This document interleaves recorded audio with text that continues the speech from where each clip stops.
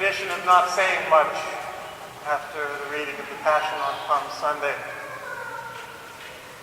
Perhaps partly in the interest of time, but it's also a good reminder of just how rich the Passion narrative is. It speaks deeply and differently to each person at different times in their lives. You can stay with it yourself in your heart to see what it says to you now, this time. Well, I'll just share a few words. Well, what struck me especially this year is how Jesus he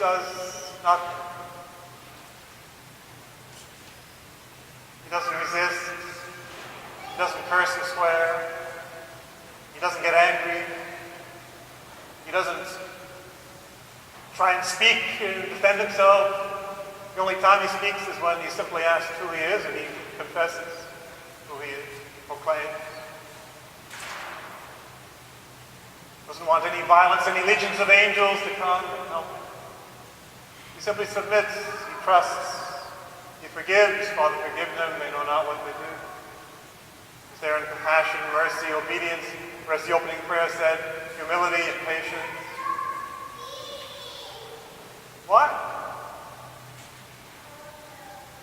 Well, you could answer, as many have, well, I mean, he knew that he was saving the world, and this is what he needed to do. It was the Father's will, so he just submitted. Yes, but there's more, and there's deeper, naturally. Have you ever thought that it was not just the sufferings of Jesus, however horrible, that redeemed the world, however that worked, but the way Jesus suffered? The fact that he did suffer this cruel, unjust, ignominious execution, and unlike everybody else in the world who might undergo that, or who has, he didn't react. He kept his heart full of forgiveness, compassion, trust, pardon, abandonment to the Father. Even as he was abandoned by everybody and even felt abandoned by the Father, he still continued to trust. So that's what redeemed the world. The fact that there was finally somebody in human history who, in the face of such unjust violence, did not react in kind, either interiorly or exteriorly. And that redeemed the world. And therefore, it's more than a one-off deal. It's a teaching for us. And in conformity with the teaching, in fact, he gave us during his life, which we so cringed before. If someone strikes you on one cheek, turn the other. If you ask them to go 1 mile, go a second mile. If they take your cloak, give your tunic as well. And Jesus gave all his garments. So it's not only how Jesus redeems the world, it's how we do, if we behave the same way, returning good for evil every time, repaying evil with good, to fill up in our lives, in our bodies, as St. Paul says, what's lacking in the sufferings of Christ. To continue that redeeming process in the world, we have to behave the same way. And there's even more, as the second reading proclaims. It was God himself, the eternal Christ, who didn't grasp, hold on to, cling to his Godhead, but emptied himself and poured himself out, taking the form of a slave, and became obedient even to death on the cross, and therefore God exalted, which means that it must be a revelation of God himself, how God behaves in the world. In Jesus, of course, but even before, or even now. Look around. Where is the violence of God against sinners? God works with such compassion, such pardon, such delicacy, such hiddenness in the hearts and minds of all people that people think he's absent. That's how nonviolent God is.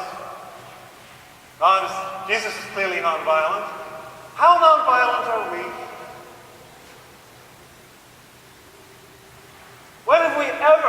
in Christian history followed that teaching and followed that example?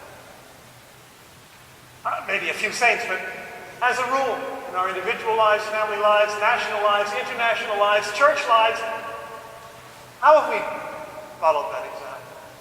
With our interminable wars, often in the name of God. And here we have this example and this teaching, so central, so critical. When have we ever taken it seriously? Nonviolence. So you might reply, as people often do, what do you mean? What would the world become? What would become of us if we always reacted with nonviolence and with pardon? How would we protect others? What would happen to them? What would happen? Good question. What would happen? You know what the answer is? We don't have the slightest idea. Because we've never tried. So we don't know what the world would be. Worse than it is now? I don't think so. So are we going to try? You know, it's according to that famous saying of G.K. Chesterton, it's not that Christianity has been tried and found wanting, it just has been found too difficult and left untried.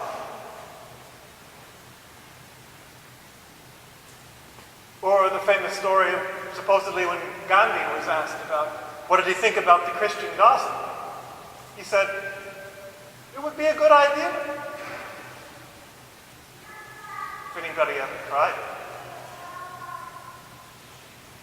But I think we're way too scared. It's way too challenging. So we've kind of buried it, pretended that's not what Jesus really did or what he really said.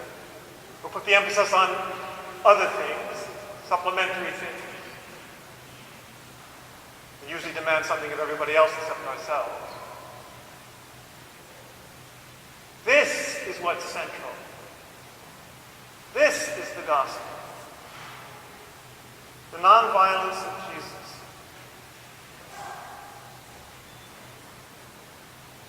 Which of us will dare take it seriously?